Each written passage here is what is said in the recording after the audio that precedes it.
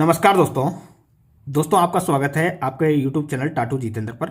दोस्तों इस वीडियो में हम बात करेंगे कि आपको कहाँ पे डिडक्शन करना है, कहाँ पे डिडक्शन नहीं करना है जब आप मेजरमेंट करते हो बिल्डिंग लाइन में, यदि आप सिविल इंजीनियर हो तो। ठीक है, तो सबसे पहले क्या है कि मैं आपको जो ले रहा हूँ मेजरमेंट वो फॉर्म वर्क का ले रहा हूँ। ठीक है, तो सबसे पहले इंपॉर्टेंट क्या है कि जो फॉर्म वर्क में कॉलम के शटरिंग में दिक्कत होता है, सबसे ज़्यादा दिक्कत होता है। ठीक है, मैंने एब्जॉर्व किया है। तो यहाँ पे देखिए, जब भी हम कॉलम का शटरिंग हम मेजरमेंट करते हैं तो हमको कहाँ तक करना है कि जो बॉटम का बीम तक नहीं करना है, हमको स्लैब का जो बॉटम है वहाँ तक मेजरमेंट करना है, उसका लेंथ लेना है। ठीक है, कई बार की लोग क्या करते हैं कि जैसे कॉलम के शटरिंग हमने यहाँ तक जो बॉटम है बीम का वहाँ तक शटरिंग किया है पहले, उसके बाद कास्ट कर देते हैं और उसके बाद हम बीम का शटरिंग करते हैं और स्लैब का कास्ट करते हैं। उसके बाद यहाँ पे क्या करेंगे, हम जो टोपी लगाते हैं साइड में, क्योंकि जो कॉलम का साइज ज़्यादा होता है और बीम का साइज छोटा होता है, तब की बात कर रहा हूँ मैं। ठीक है, कई बार क्या होता है कि जो कॉलम का साइज और बीम का साइज यदि बराबर है तो आप बॉटम तक ले सकते हैं, लेकिन जब कॉलम का साइज बड़ा है और बीम का साइज यहाँ पे छोटा है तो आप क्या करोगे, जो स्लैब का बॉटम है वहाँ तक आप हाइट लोगे। क्लियर, यहाँ पे डिडक्शन आपको नहीं करना है। ओके, यहाँ पे कंफ्यूज होते हैं, बहुत बार मैंने देखा है। अब देखिए यहाँ पे क्या है कि जैसे एक आईएस कोड के अकॉर्डिंग जो 1200 आईएस कोड है उसमें पार्ट 5 में ये मेंशन कर रखा है। क्लियर, ठीक है। और एक चीज़ और बताता हूँ कि जब भी हम शटरिंग का मेजरमेंट लेते हैं तो 0.4 मीटर स्क्वायर से यदि एरिया कम है तो हम कोई भी डिडक्शन नहीं करेंगे, और यदि 0.4 मीटर स्क्वायर से ज़्यादा है तब हम डिडक्शन करेंगे। क्लियर। अब देखिए जो नेक्स्ट पॉइंट है वो है प्लास्टर का। प्लास्टर में इंपॉर्टेंट पॉइंट बताऊंगा आपको, 3 पॉइंट ऐसे बताऊंगा जो बहुत जरूरी है आपको जानना। ठीक है, तो फर्स्ट पॉइंट क्या है कि जब भी हम प्लास्टर का मेजरमेंट लेते हैं तो 0.5 मीटर स्क्वायर से यदि कम है कोई भी पोर्शन, यदि आपका जैसे देखिए हमने कोई भी जैसे बॉल किया है, रूम का जो बॉल है इसमें क्या है एक वेंटिलेशन आ गया मान लो।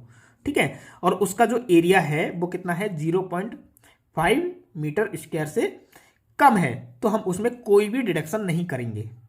क्लियर। यदि कोई भी एरिया है रूम में या कहीं पे भी, तो वहां पे यदि उसका जो एरिया है 0.5 मीटर स्क्वायर से और 3 मीटर स्क्वायर के बीच में आ रहा है, ठीक है, तो वहां पे आप क्या करोगे, वन साइड में आप पूरा मेजरमेंट लोगे और वन साइड में जो एरिया है उसका डिडक्शन करोगे। क्लियर है, सेकेंड पॉइंट ध्यान रखना है। ठीक है, और थर्ड पॉइंट है कि यदि हमारा 3 मीटर स्क्वायर से जो एरिया ज्यादा है, ठीक है, तो वहां पे आप क्या करोगे, डिडक्शन करोगे बोथ साइड में। ये इंपॉर्टेंट है दोस्तों। ठीक है, ये 3 पॉइंट ऐसे हैं जो आपको ध्यान रखना है।